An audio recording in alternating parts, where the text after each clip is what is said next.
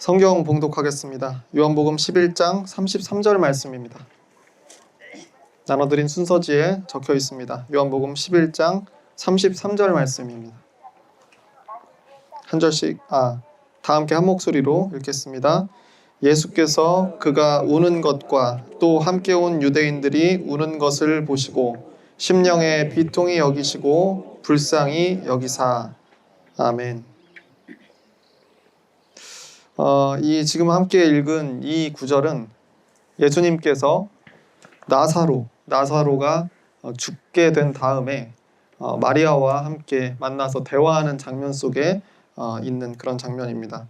그래서 예수님께서는 마리아가 우는 것과 또 함께 온 유대인들이 우는 것을 보시고 심령에 비통히 여기시고 불쌍히 여기셨다라고 되어 있습니다. 나사로와 예수님의 관계는 굉장히 친한 관계였습니다. 그래서 나사로가 병이 들었다라는 소식을 들었을 때 예수님께서도 분명히 마음에 동요가 있으셨을 겁니다. 그리고 그 병이 상당히 위중하다라고 하는 판단도 있으셨을 거예요.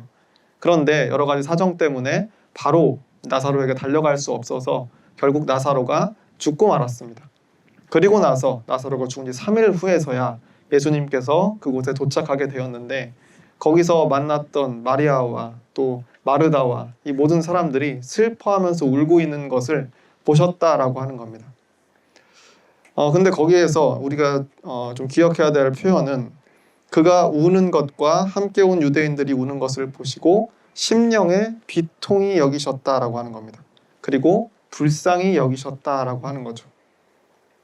실제로 이 말씀 이후에 바로 뒤에 이어지는 구절에서 우리가 잘 아시다시피 예수님께서는 놀라운 기적을 일으키셔서 죽은 나사로를 다시 살리셨습니다. 그렇다라고 하는 것은 여기서 울고 있는 사람들, 그 사람들을 단번에 역전시킬 수 있을 만한 놀라운 기적이 바로 다음에 이어진다라고 하는 상황을 예수님은 적어도 알고 계셨는데 그럼에도 불구하고 예수님께서는 심령에 비통히 여기시고 불쌍히 여기셨다라고 되어 있습니다. 그리고 바로 이어지는 다다음 구절에는 예수님께서 눈물을 흘리셨다라고 하는 그런 기록도 있습니다. 이 다음에 바로 부활을 이제 허락하시고 부활의 기적을 일으키실 것인데 그럼에도 불구하고 지금 당장 울고 있는 사람들과 함께 슬픔을 나누어 주신 분이 바로 예수님이셨다라고 하는 겁니다. 예수님은 애초에 나사로가 병이 들었다라고 하는 소식을 듣고 그가 어떻게 될 것인지를 예수님은 알고 계셨습니다. 근데 그럼에도 불구하고 그들의 슬픔에 동참해 주신 거죠. 또한 마리아가 예수님을 붙들고 이야기합니다. 예수님이 만약 이 자리에 계셨다라고 한다면 나사로가 죽지 않았을 겁니다. 예수님께서는 다 알고 계십니다. 예수님이 거기에 계셨으면 죽지 않았을지 혹은 그럼에도 불구하고 나사로가 죽을 수밖에 없었을지 그 모든 것들을 아시는 분이었지만 그럼에도 그 슬픔에 동참해 주시는 거죠. 아까 말씀드린 것처럼 이후에 일어난 일도 예수님께서는 아셨습니다. 이제 그가 다시 살아날 것이다. 부활할 것이다. 라고 하는 것을 알고 계셨지만 그럼에도 이들의 현재 흘리는 그 눈물에 같이 동참해 주셨다라고 하는 겁니다. 이곳에 우리가 온 이유를 여러분 다 아시다시피 아까 오면서 제가 말씀도 드렸지만 2년 전에 그러니까 2024년이죠. 2024년 12월 29일에 이곳에서 이 무안국제공항에서 제주 항공기가 추락했습니다. 정확하게는 불시착을 했지만 결국 그 길의 끝에 아까 말씀드린 것처럼 콘크리트 둔덕이 있어서 그곳에 부딪히면서 총 181명의 탑승자 전원에서 맨 꼬리 쪽에 타고 있었던 2명의 승무원을 제외한 전원이 사망하는 그런 비극이 이 자리에서 있었습니다. 그래서 어떻게 보면 2024년 12월은 우리에게 굉장히 잔인한 달이었는데 12월 3일에는 계엄으로 시작된 내란 사태가 있었고 그리고 나서 12월 말에는 그와 같은 큰 사건이 이곳에서 또 있었다라고 하는 거죠. 우리는 일의 되어짐을 다 사실은 알고 있습니다. 비행기라고 하는 것이 굉장히 안전한 그런 이동수단이기는 하지만 그럼에도 한번 사고가 나면 얼마나 치명적일 수 있는지 우리는 다 알고 있습니다. 그런데 알고 있다고 해서 그 사고의 슬픔이 경감되는 것은 아닙니다. 그 사고의 슬픔이 사라지는 것은 아니죠. 사고의 원인에 대해서도 이야기합니다. 이곳은 입지가 좋지 않다. 새가 많이 날아다니고 언제든 비행기라고 하는 것은 그 새와 부딪히면 분명히 문제가 생길 수 있다. 변수가 참 많이 있다. 왜 이런 곳에 입지 조건이 이런 곳에 공항을 세웠느냐, 이런 이야기들도 하는 사람들이 있습니다. 그리고 결정적으로 콘크리트 둔덕을 자기 원가 절감을 위해서 콘크리트로 둔덕을 쌓았던 그 일 때문에 결국은 이와 같은 많은 희생자가 생겼다라고 원인을 분석하는 사람들도 있죠. 우리도 머리로 다 압니다. 근데 안다고 해서 그 슬픔이 사라지는가? 결코 그렇지 않다는 겁니다. 우리는 앞으로 일어날 일들도 압니다.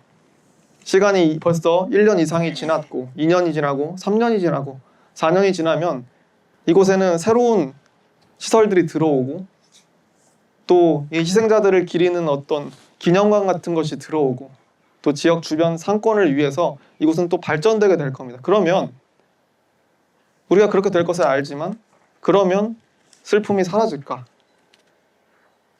고난이 없어지는 것인가? 결코 그렇지 않다는 겁니다. 예수님께서 나사로의 사건을 통해서 그것을 우리에게 보여주신 것이 아닌가 저는 생각합니다. 옛날 그 중국이 춘추 전국 시대에 있을 때 초나라에서 자신의 모든 가족들을 다 잃고 홀몸으로 오나라로 그렇게 망명한 사람이 하나 있었습니다. 그 사람의 이름은 오자서라고 합니다. 오자서라는 사람이 그래서 오나라에 망명을 했는데 얼마나 그 마음이 안 좋았겠습니까? 모든 가족을 다 잃고 슬픔 가운데서 온 그런 상황에 있었습니다. 근데 그곳에서 한 사람을 만나게 됩니다.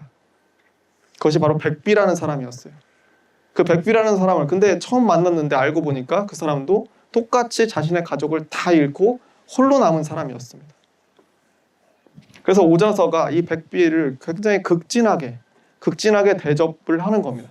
그래서 그 모습을 주변에서 본 다른 사람들이 이 오자서에게 물어봅니다. 왜 만난 지 얼마 되지도 않았는데 저 백비라는 사람에게 그토록 극진하게 대접해 주십니까? 라고 했더니 오자서가 한 말이 있습니다. 저 하늘에 떠가는 구름들처럼 그 구름들끼리 모여서 결국은 비가 내리듯이 같은 병을 가지고 있는 사람은 서로를 가엾게 여기는 법입니다. 라는 말을 남겼습니다. 그 말이 유래가 되어서 사자성어가 생겼죠. 동병상련입니다. 같은 아픔을 지니고 있는 사람들, 서로가 서로를 가엾게 여기는 것, 그것이 바로 동병상련의 뜻입니다. 우리나라 우리 배경옥 소설가죠. 이름이 맞을 겁니다. 배경옥 소설가가 그런 말을 한 적이 있습니다. 슬픔을 위로하는 것은 슬픔이다. 굉장히 의미 있는 말입니다. 슬픔을 위로하는 것은 슬픔이다 라고 하는 이야기를 했습니다. 이곳에 쌓여있는 이 슬픔을 위로할 수 있는 것은 우리들의 슬픔입니다. 이곳에 쌓여있는 고난의 그 아픔들을 치유할 수 있는 것은 우리가 똑같이 눈물 흘리고 슬퍼하는 것밖에 없다라고 생각합니다. 우리는 머리로 모든 것들을 압니다.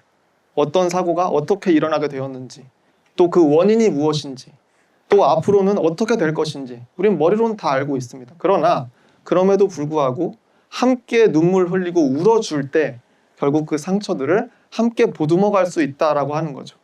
그것을 예수님께서 우리에게 알려주신 것이 바로 나사로의 사건입니다. 예수님께서는 그 전의 일도, 그 현장에서의 일도, 그 다음에 먼 미래의 일까지도 다 알고 계시는 분이었지만 그럼에도 불구하고 이들의 눈물을 애통하게 여기시고 비통하게 여기시면서 함께 울어주셨다라고 하는 겁니다. 저는 우리에게도 그와 같은 과제가 있다라고 하는 것을 이 말씀을 통해 그렇게 깨닫고 여러분에게 전해드립니다. 이 말씀을 마음속에 새기시고 이 고난의 현장에서 함께 울고 또 앞으로도 어디든지 생길 수 있는 그런 고난의 아픔의 현장 가운데 우리가 멀리 떨어져 있다 하더라도 그들을 함께 생각하면서 또 함께 눈물 흘리고 울어줄 수 있는 그런 저와 여러분이 모두 되시기를 주의 이름으로 축원합니다. 공동기도 우리 한 목소리로 읽겠습니다. 천천히 읽습니다. 시작. 저 날아가는 새들이 부지런하지 않았다면 바르게 날아온 비행기가 그날따라 조금만 비뚤었다면 저기 저 둔덕이 저기 바닷가 보드라운 모래였다면 단호한 저 철망이 그 아이들 좋아하던 솜사탕이었다면, 그랬다면 얼마나 좋을까요, 주님. 나사로 곁에 쏟아지던 눈물을 보시는 주여, 혹시 여기 아직도 슬프고 애통한 눈물을 보고 계시다면 이 고요한 땅에 보랏빛 비로 뿌려진 이들의 영혼을 품어주사 답답한 철통 속 의자를 박차고 일어나 저 파란 하늘 자유롭게 춤추는 나비가 되게 하옵소서. 이토록 처절한 부활의 봄에 고난받는 이들을 위해 함께 흘려내는 우리 눈물이 송구한 마음으로 새로운 생명을 피워내게 하옵소서. 예수 그리스도의 이름으로 기도드립니다. 아멘. 기도하겠습니다. 이제는 우리 주 예수 그리스도의 은혜와 하나님 아버지의 놀라우신 사랑하심과 성령님의 감화, 감동, 교통, 임재, 그리고 위로하심이 이 시간 주의 말씀을 마음 가운데 새기며 고난받는 이들과 함께 슬픔을 나누고 그들을 위해 함께 울기로 작정하고 또 결단하며 세상 가운데로 파송받는 주의 백성들 머리 위에 지금부터 영원토록 함께 하시기를 간절히 축원하옵나이다. 아멘. 네, 예배 마쳤습니다. 잠깐 앉아서 바람 좀 쐬시다가 다시 차로 돌아가도록 하겠습니다.